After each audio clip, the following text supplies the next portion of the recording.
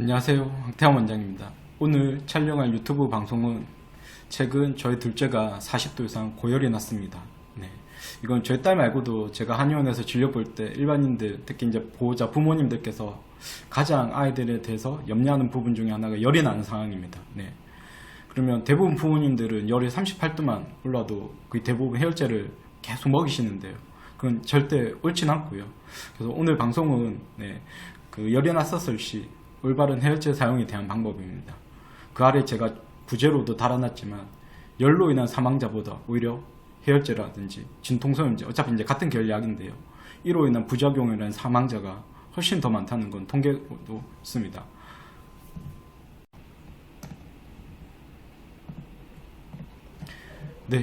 제가 저희 아이의 이렇게 체온계 쟁거를 이렇게 저장된 걸 지금 확인하고 있습니다. 보시다시피 40도, 39도, 38도 이런 열들을 보실 수 있는데요.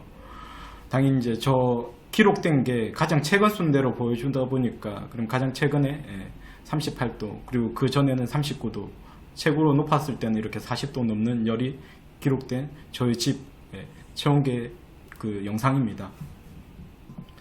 그러면 제가 저희 아이가 열이 났던 상황을 한 번 더 정리를 하면, 목요일 저녁에 열이 37도 후반, 한 37도 8, 9도에서 38도 초반, 38도 1, 2도 정도 이렇게 열이 오르락내리락 했었고요. 그래서 저희는 이제 금요일날 아이를 이제 학교에 이제 결석을 시킨 상태였었고요. 이제 금요일날은 가장 열이 많이 났었을 시에 아까 거기 체온계 사진상에서도 영상에서도 봤지만 40.34도 이렇게 어쨌든 40도를 넘어났었습니다. 그래서 해열제 복용법에 따라 40도를 넘어가면 해열제를 먹였었고요. 그리고 토요일은 이제 그거보다는 조금 이제 열이 떨어지면서 한 39도 전후로 해서 이렇게 체온계 측정이 됐고, 일요일 같은 경우는 그보다 또 조금 더 떨어져서 한 38도 전후 이렇게 열이 났었고요. 월요일 날은 그보다 또 조금 더 열이 떨어져서 한 37도 초반에서 또 한 37도 후반 정도까지 열이 오르락 내리락 했었습니다. 그래서 월요일도 당연히 결석을 했었고요. 근데 이제 월요일 저녁에도 열이 한 37도 후반도까지 났기 때문에 그 뒷날 아예 그냥 학교 선생님에게 하루 더 결석을 하겠다고 연락을 드렸고요. 이제 당연히 화요일에는 한 36도 후반에서 한 37도 초반까지 났었습니다.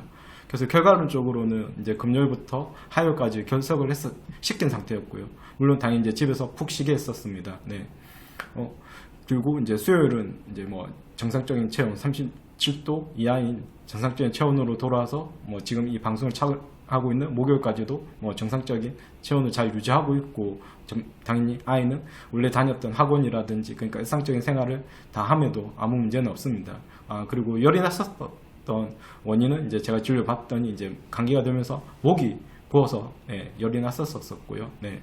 그래서 총 토탈 저희 아이가 어쨌든 최고 한 40.34도 이렇게 열이 났었을 시에 그 사이에 해열제는 2번을 복용했었고요. 이렇게 40도 넘어갔었을 때랑, 그리고 40도는 안 넘었지만 저희 아이가 조금 힘들어 했었을 시에 그 2번 해열제를 먹였었고, 그럼 그 사이에는 이렇게 저희 한의원에서도 환자들이 이렇게 아이들이든 어른들이든 어쨌든 열 날 때 먹는 한방 과립제는 이제 계속 복용을 했었습니다. 그 외에 다른 치료는 어떤 것도 없었었고요. 물론 아이가 열이 나는 동안은, 이건 저희 아이 말고도 다른 아이들한테도 똑같이 그렇게 권유드리는데요, 위장 소화흡수 기능이 떨어지기 때문에 죽이든 아니면 미염처럼 좀 따뜻하고 소화시키기 쉬운 것들을, 쉬운 음식을 먹이시는 게 좋습니다. 그러면 제가 왜 저희 아이한테도 그렇고 아니면 한의원에서 진료 볼 때도 그렇고 이렇게 열이 났었을 때 올바른 해열제 복용법에 대해서 똑같이 적용을 하는 거죠. 지금 보고 있는 그 책은 미국 소아과 학회책입니다. 그리고 제가 이 미국 소아과 학회책을 가지고 얘기를 들으니까 부모님들, 혹시 어른들은 또 다르게 열 났을 때 복용해야 되냐고 묻는데, 아이들 어른이든 열 났을 시에 해열제 방법은, 복용 방법은 똑같습니다. 그럼 제가 이제 밑줄 친 중요한 부분만 이렇게 해석을 해드리고 볼 테니까요. 어쨌든 열이 하는 역할은 우리 몸의 면역 반응을 활성화시켜서 바이러스 증식을 억제하는, 어쨌든 우리 몸에 이로운 작용을 하는 겁니다.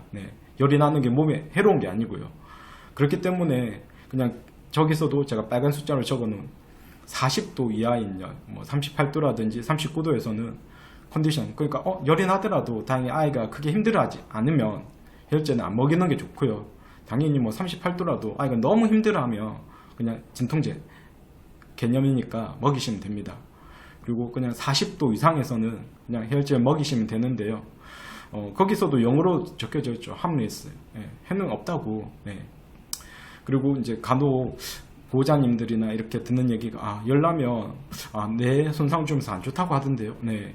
어쨌든 열 자체로 해가 되려면 42.2도이고요. 네. 오히려 그냥 계속 먹는, 열이 난다고 해서 아니면 뭐 아프다고 해서 먹는 해열 진통제가 오히려 뭐 뇌혈관이든 심혈관이든 혈관에 꽤 안 좋은 악영향을 줄 수 있습니다. 네, 그럼 제가 앞에서도 조금 얘기 드렸었던 해열 진통제, 뭐 진통소염제 어차피 다 같은 계열의 약인데요. 그 약에 대한 부작용이 정말 어마무시합니다. 네, 그래서 조금만 찾아보면 그 관련된 부작용들을 쉽게 보실 수 있는데요. 지금 보고 있는 자료는 국민건강보험공단에서 만든 자료입니다. 제목에도 나와 있죠. 알면 약 모르면도. 그러니까 알고서 적절히 정말 잘 복용하면 약으로 작용할 수 있는데 모르고 오남용하면 심각한 독이 될 수 있다고요. 그럼 거기서도 지금 이제 상비약 복용 주의사항이라고 해서 진통제, 뭐 해열 진통제라든지 소염 진통제, 뭐 두 가지 성분이 같이 있는 이제 복합 진통제 얘기를 하고 있었었는데, 예. 그러면 해열 진통제 중에 가장 대표적인 게 타이레놀입니다. 네. 어쨌든 타이레놀의 주 성분이 아세트아미노펜인데, 어쨌든 저 성분은 간에 심각한 손상을 주고요. 그렇기 때문에 간이 안 좋은 사람들, 안 좋은 분들, 아니면 이제 음주 후에는 절대 타이레놀을 복용 안 하는 게 좋습니다. 그리고 보통 이제 뭐 연락은 아니면 이제 뭐 통증이 있을 때 먹는 이제 소염 진통제. 이 약은 위장도 손상시키고요. 위장뿐만이 아니라 신장도 손상시킵니다. 네. 그 얘기를 뭐 적어 놓은 거고요. 그리고 뭐 복합 진통제가 아니더라도 소염 진통제도 마찬가지인데 뭐 뇌출혈 위험성 높인다고 되어 있죠. 어쨌든 뇌혈관이든 심혈관에 꽤 심각한 손상을 줄 수 있습니다. 그리고 이 자료도 식약처에서 만든 자료이고요. 해열 진통제에 주의해야 할 부작용이라고 올려져 있는 자료입니다.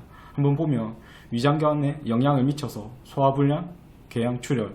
어쨌든 해열 진통 소염제 가장 흔한 부작용은 위궤양이라든지 뭐 위염, 소화불량, 그리고 심하면 이제 뭐 위장출혈, 이제 천공이 발생할 수도 있고요.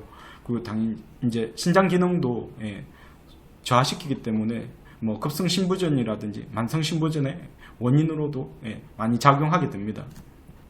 그리고 이제 뭐 부종, 뭐 혈압상승, 이제 혈압 올리는 거죠. 그 심부전, 꼭 심부전이 아니더라도 심혈관, 뇌혈관에 꽤 악영향을 미칠 수 있으니까 절대 오남용은 안 하시는 게 좋습니다. 제가 처음 방송 시작에서도 얘기했지만 열로 인한 단순히 열이 뭐 38도, 39도, 뭐 40도 이렇게 열 때문에 죽는 사망자보다는 오히려 해열제, 진통소염제로 인한 부작용을 위한 사망자가 훨씬 더 많습니다. 네. 지금 보고 있는 화면은 뉴스 캡처 화면인데요. 이제 저 뉴스도 결국 이제 진통제 자주 먹으면 이제 두통을 유발할 수 있다는 이제 그 관련된 뉴스인데, 물론 이제 그 부작용을 이제 얘기하면서 사망자에 대해서 얘기하는 부분입니다. 그 사망자가 전 세계 사망자가 아니라 미국 내 사망자만 국한한 거고요. 어쨌든 그게 과거 얘기가 아니라 2000년 이후 진통제 부작용으로 인한 사망자가 보시다시피 한 16만 5천 명, 그리고 2014년 그 한 해 동안 진통제 부작용으로 인한 사망자가 28,700명입니다. 저는 제가 어디에서도 그냥 열 때문에 뭐 16만 명씩, 열 때문에 뭐 28,700명 이렇게 사망자가 발생했다는 의학적인 통계는 본 적이 없습니다. 조금 전에 소개한 뉴스고요. 저 뉴스도 유튜브에서 제목 검색하시면 다 보실 수 있으니까 한번 꼭 보시길 추천드립니다.